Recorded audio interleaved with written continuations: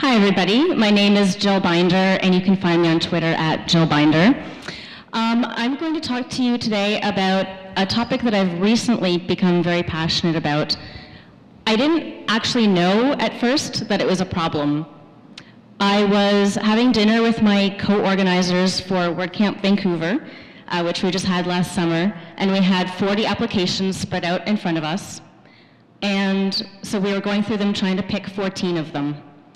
And there were 7 women applicants. I did not know there are not many to speak at tech conferences. And so we were talking them over, and I said, well, we should just pick whoever are the best speakers. I don't care if they're men or women. And my co-organizers, who are both men, said, no, we need as many women as we can. And I didn't really understand until later. But basically, we had 7 applicants, and only one of them wasn't a fit, so we took the other 6. And then 2 things happened. One is we really liked all our applicants, and we wanted to build a 3rd track because of that. So suddenly, 14 became 28. So then we had 6 women out of 28.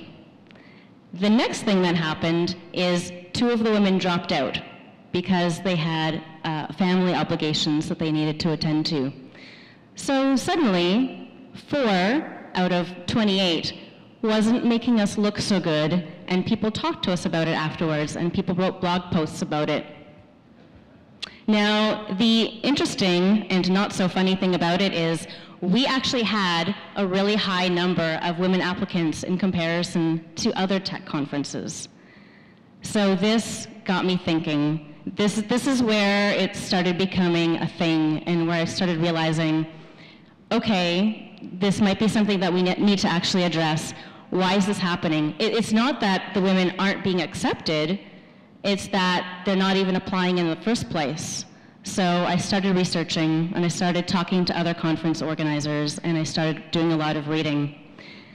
Before I tell you some of the things I found, I want to take a step back for a moment and tell you, I realize this is a dangerous topic, talking about women, as if all women are the same, as if everybody has all the same concerns and reasons and needs, and I recognize the things I'm about to say about women as a generalization. It doesn't apply to everybody. And the other dangerous thing is, as one of my very best friends will tell me constantly, that women and men are not on a binary. We're all in a spectrum. So the question was addressed to me, well, what is a woman anyway? And so I apologize that for the rest of my talk, I'm going to be lumping men into one blob and women into the other blob. And I realize I'm doing this, and it just makes the talk easier. I can't address every single spectrum and every single reason. So the first question is, why is it important that women are at these talks? So besides the fact that there's probably a lot more women who'd like to apply than those who are already applying, and we should actually try to remove some of these obstacles, there's a lot of reasons, and I'm going to say just one of them that I've seen, which is people who talk at conferences are one of the biggest factors that shapes the industry. And so if we have one main perspective, which is maybe the male perspective, shaping the industry, then we might be missing out on a lot of other great perspectives and great voices. So the question is, well, what's happening? Why aren't they applying? There are way more reasons why this is happening than what I can address, but I'm going to mention a few of them, which are things that are not something that we can do anything about immediately. And then I'm going to talk about one that I think we can actually do something about, and which I'd like to actually see happen. So the first one I'm going to mention is, as I mentioned already, family obligations.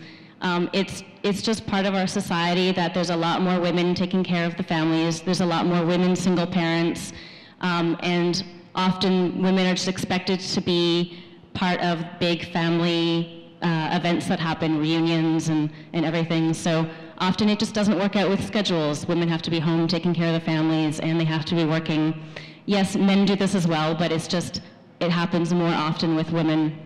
And with the 2 women who dropped out of our conference, both for family reasons, guess how many men dropped out for family reasons?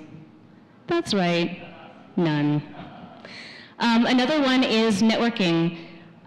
We happen to live in Vancouver, and Vancouver happens to have a high bro-grammar culture where the guys go out for beers, and they get to know each other over the beers, and then, not to say that women don't drink beer, and not to say that women don't go out for beers as well, but it's just a thing where who are the guys going to invite to speak at the conferences? The guys who they're networking with and who they're going out with for beers. Just a little tip for men and women, I don't drink beer, but I still go out with them, and that's probably one of the reasons why I was invited to be one of the co-conference organizers. They never actually said it, but I think it might be part of it. A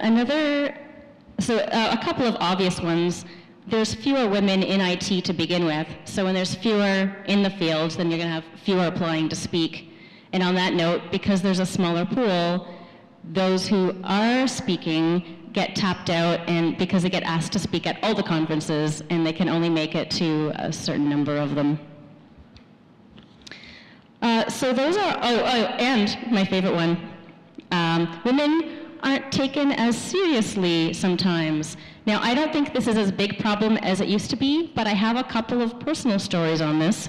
One of them, I gave a technical talk, and at the end of it, I had a long lineup of people waiting to talk to me and ask me really intelligent questions, which was great. But there's one gentleman who was waiting behind all of them and wanted everybody to pass through first. And when he finally had his turn, his question for me was, "What are you doing with this programming thing? Don't you think it's boring?" And then he proceeded to ask me out. Yeah.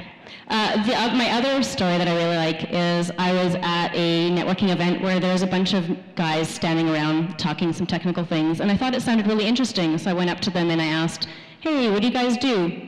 And they said, oh, don't worry about it, it's technical stuff you wouldn't understand.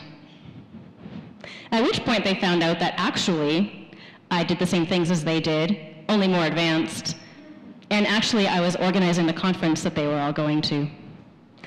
And just as, this isn't the main topic of this talk, but just as a side note, I like to use these opportunities as what I call teaching moments, where I don't tell them, hey, girls can do what you can do. I just show them my passion and show them that I have the technical knowledge, and then they wind up asking me questions, which is really fun. Now, these are all things that are bigger issues. I would love if people did things about them, but as far as I'm concerned, it's not something I can do anything about in the very immediate. But my last point is one that I think is one of the biggest factors, and luckily is also something that I think is one of the easiest to actually address, which is confidence.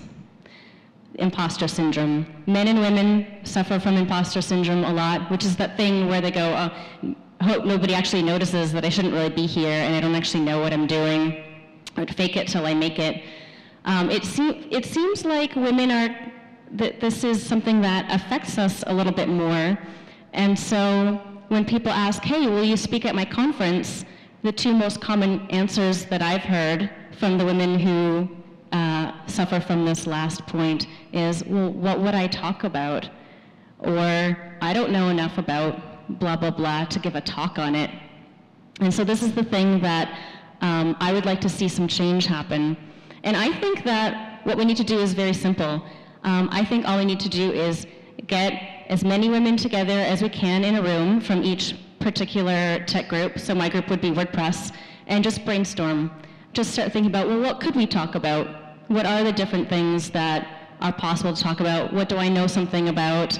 And maybe more people would get motivated to actually talk after that. And then when they get motivated to talk, come to places where they can have some supportive and good confidence-building speaking experiences, such as here at Girl Dev.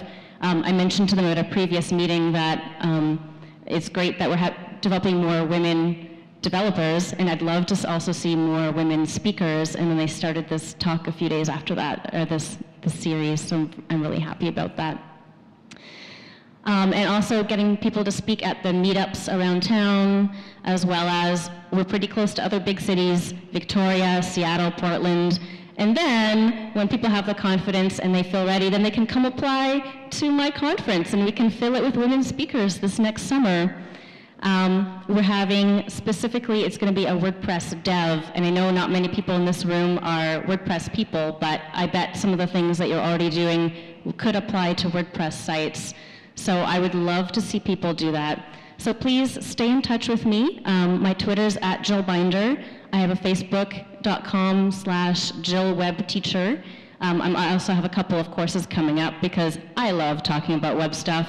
I'm doing some create or maintain and customize your WordPress sites, one in December for 4 weeks and one in January for 12 weeks for 2 hours a night on Wednesdays. You can learn about that online. And those are, yeah, that is, I hope that people get inspired to just start talking more and start encouraging people to think about what they could talk about. Does anyone have any questions? Thanks.